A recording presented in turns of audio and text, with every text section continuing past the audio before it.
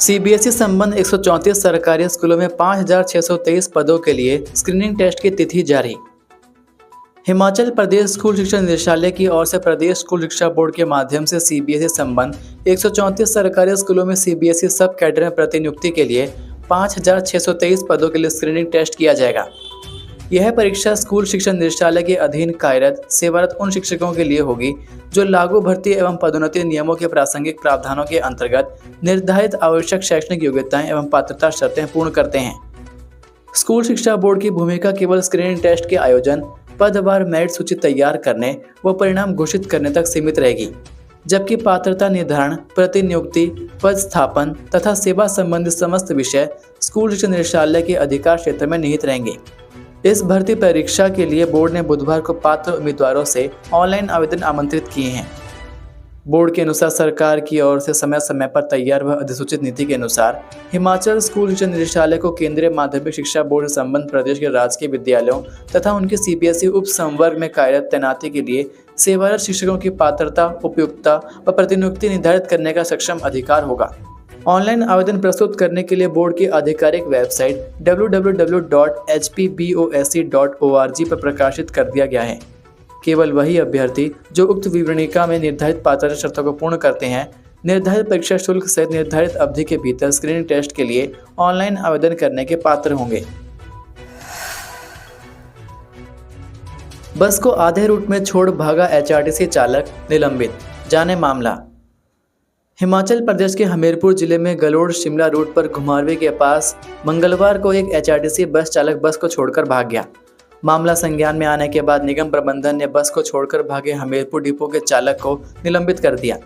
निलंबित चालक को एचआरटीसी डीएम कार्यालय हमीरपुर में अटैच किया गया है। चालक की पहचान जुम्मी मोहम्मद निवासी बरठी कोटलू के रूप में हुई। जानकारी के मुताबिक हमीरपुर डिपो की बस गलोड़ से शिमला रूट पर जा रही थी। जब बस घुमारवीं के नज़दीक पहुंची थी तो बस चालक बस को छोड़कर भाग गया।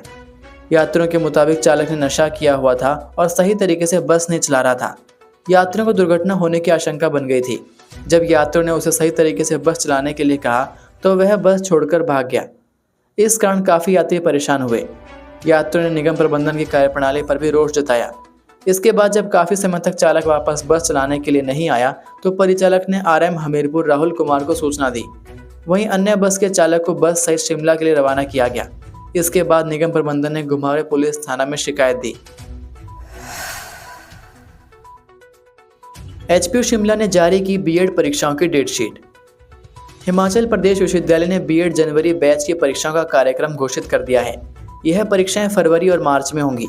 विश्वविद्यालय की ओर से डेट शीट नियमित कॉलेजों के बीएड प्रथम और तृतीय सेमेस्टर तथा दूरस्थ शिक्षा निदेशालय के बीएड प्रथम और द्वितीय वर्ष के विद्यार्थियों के लिए जारी की गई है। परीक्षाएं 2 सत्रों सुबह और शाम को होगी। सुबह के सत्र की परीक्षाएं 27 फरवरी से शुरू होकर 12 मार्च तक चलेंगी। वहीं अधिक जानकारी के लिए आप यहाँ पर देख सकते हैं। जयराम ठाकुर बोले, दावा था प्रदेश को आत्मनिर्भर बनाने का, अब सुविधाएं बंद करने की नौबत। नेता प्रतिपक्ष एवं पूर्व मुख्यमंत्री जयराम ठाकुर ने कहा कि कांग्रेस सरकार ने हिमाचल को 2027 तक आत्मनिर्भर बनाने और 2032 तक सबसे समृद्ध राज्य बनाने का दावा किया था, लेकिन यहाँ तो इसके उलट देखने को मिल रहा है। उन्होंने मुख्यमंत्री पर तंज कसते हुए कहा कि उन्हें उस फॉर्मूले को सार्वजनिक करना चाहिए जिसके दम पर उन्होंने प्रदेश को आत्मनिर्भर बनाने का दावा किया था। प्रदेश के वित्तीय हालत जिस तरह से बने हुए हैं, ऐसी स्थिति में उस फॉर्मूले की जरूरत है। कुल्लू के भुंतर में आयोजित समर्पण कार्यक्रम के दौरान उन्होंने कहा कि सीएम को आरडीजी बंद होने को लेकर भी रोना रो रहे हैं। 3 साल से प्रदेश को ग्रांट मिल रही थी, बावजूद इसके भी विकास कार्य बंद रखे गए। केंद्र सरकार ने 12वें वित्त आयोग के दौरान से ही आरडीजी बंद करने की बात करती रही है और जब मुख्यमंत्री कार्यकाल में 15वां वित्त आयोग आया तो उस दौरान इसे भी बंद करने की बात कही थी, लेकिन हमने कोविड का तर्क देकर कमीशन को मना लिया था। कमीशन ने इसे हर साल कम करने की शर्त के साथ कुछ समय के लिए जारी रखा। ऐसे में इसे कोई अचानक बंद नहीं किया है, लेकिन राज्य सरकार को इसका विकल्प तलाशना था, जिसे तलाशने में वह नाकाम रही है। जयराम ने कहा कि प्रदेश में अब ऐसी स्थिति बनती जा रही है कि आम जनता की तमाम सुविधाओं को बंद किया जाएगा। सरकार स्पष्ट कर चुकी है कि सब्सिडी बंद करनी पड़ेगी और कर्मचारियों की देनदारी रोक दी जाएगी। हिमकेयर योजना और मुफ्त बिजली बंद की जा रही है। आने वाले समय में जिन महिलाओं को 1500 रुपये मिल रहे हैं, उन पर भी संकट मंडरा रहा है। हर नवजात के सिर पर 1,33,000 का भार, आगे और बिगड़ेंगे हालात। देवभूमि हिमाचल प्रदेश की खराब आर्थिक स्थिति अब किसी से छिपी नहीं है। प्रदेश को चलाने के लिए सरकार को कर्ज पर कर्ज लेने की मजबूरी आन पड़ी है। ताजा आंकड़ों के अनुसार हिमाचल प्रदेश पर कुल कर्ज का बोझ 1 लाख करोड़ रुपए के पार निकल गया है, जिसने राज्य को देश के टॉप 5 सबसे कर्जदार राज्यों की श्रेणी में खड़ा कर दिया है। प्रदेश के वित्तीय हालात इस कदर बिगड़ चुके हैं कि इसका सीधा असर आने वाली पीढ़ी पर दिख रहा है। वर्तमान स्थिति में हिमाचल में पैदा होने वाले हर बच्चे के सिर पर करीब 1,33,000 रुपये का कर्ज है। यह आंकड़ा न केवल डराने वाला है, बल्कि राज्य के भविष्य की सुरक्षा पर भी सवालिया निशान लगा रहा है। आगामी 10 वर्षों में सरकार को केवल कर्ज अदायगी के रूप में ही 22,000 करोड़ रुपए चुकाने होंगे। राजस्व घाटा अनुदान अर्थात आरडीजी में कटौती ने राज्य की वित्तीय चुनौती को और गहरा कर दिया है। अब तक हर वर्ष औसतन 9 से 10,000 करोड़ रुपए की आरडीजी से वेतन, पेंशन और अन्य प्रतिबद्ध खर्चों को संभालने में राहत मिलती थी, लेकिन इस मदद पर विराम लगने से सरकार की नकदी स्थिति पर सीधा असर पड़ा है। आने वाले 10 वर्षों में लगभग 22,000 करोड़ रुपए का कर्ज चुकाना है, जिससे वित्तीय दबाव और बढ़ेगा। हिमाचल में 65,000 पेंशनरों की पेंशन हो सकती है बंद, सरकार उठाने जा रही सख्त कदम। हिमाचल प्रदेश में करीब 65,000 पेंशनधारकों की पेंशन बंद होने की कगार पर पहुंच गई है। सुखू सरकार ने सख्ती दिखाते हुए अब तक 35,000 पेंशनधारकों के खातों को बंद कर दिया है। अब आने वाले समय में इन 65,000 पेंशनरों की पेंशन पर भी संकट के बादल मंडराने लगे हैं। सरकार ने साफ कर दिया कि जिन पेंशनधारकों ने अभी तक अपनी ई-केवाईसी नहीं करवाई है, वे 15 फरवरी तक हर हाल में यह प्रक्रिया पूरी कर लें। तय तारीख के बाद ई-केवाईसी न कराने वालों के पेंशन खाते स्थायी रूप से बंद कर दिए जाएंगे।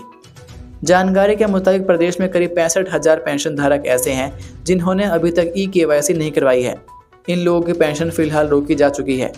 अब विभाग इन खातों को पूरी तरह बंद करने की तैयारी में है। विभाग का कहना है कि पेंशन सिस्टम को साफ सुथरा और सही तरीके से चलाने के लिए यह कदम उठाया गया है।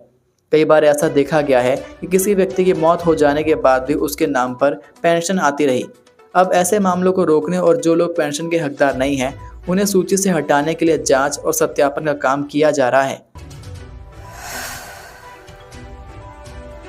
निजी स्कूलों की लूट पर लगेगी लगाम, खुद तय नहीं करेंगे फीस, किताबें वर्दी बेचने पर भी रोक। हिमाचल प्रदेश में निजी स्कूलों की मनमानी से हर कोई वाकिफ है। भारी भरकम फीस, नए सत्र में अलग अलग मदों के नाम पर अतिरिक्त चार्ज और स्कूल परिसर में ही महंगे दामों पर किताबें, कॉपियां व वर्दी बेचने की शिकायत आम रही है। लेकिन अब शिक्षा विभाग ने इस व्यवस्था पर सख्त रुख अपनाते हुए निजी स्कूलों की मनमानी पर नकेल कसने की तैयारी शुरू कर दी है। हालांकि यह बात भी सत्य है कि शिक्षा विभाग हर साल निजी स्कूलों की मनमानी पर सख्त रुख अपनाने की बात करता है। बावजूद इसके निजी स्कूलों की लूटपाट जारी रहती है। निजी स्कूल प्रबंधन अब अपनी मर्जी से फीस तय नहीं कर पाएंगे। इसके लिए उन्हें अभिभावकों से चर्चा करनी होगी। शिक्षा विभाग ने स्पष्ट निर्देश दिए हैं कि नए शैक्षणिक सत्र के शुरू होने से पहले फीस संरचना तय करने के लिए शिक्षक अभिभावक संघ की एक बैठक बुलाई जाए, जिसमें आगामी सत्र की ट्यूशन फीस, वार्षिक शुल्क और अन्य किसी प्रकार के चार्ज पर खुली चर्चा करना अनिवार्य होगा। विभाग का कहना है कि फीस निर्धारण प्रक्रिया में पारदर्शिता सुनिश्चित की जानी चाहिए, ताकि अभिभावकों पर मनमाना आर्थिक बोझ न डाला जाए। ये थे आज के मुख्य समाचार। हिमाचल प्रदेश की बड़ी खबरें रोजाना जानने के लिए सब्सक्राइब कीजिए DHP न्यूज़ चैनल को और बेल आइकन पर क्लिक करें, जिससे आपको प्रदेश की बड़ी खबरें हमारे द्वारा मिलती रहें। वीडियो को लाइक और शेयर ज़रूर कीजिए और आप हमारी वीडियो कौन से शहर से देख रहे हैं, नीचे कमेंट करके ज़रूर बताइए। वीडियो में अंत तक बने रहने के लिए आपका बहुत बहुत धन्यवाद। जय हिंद, जय भारत, जय हिमाचल।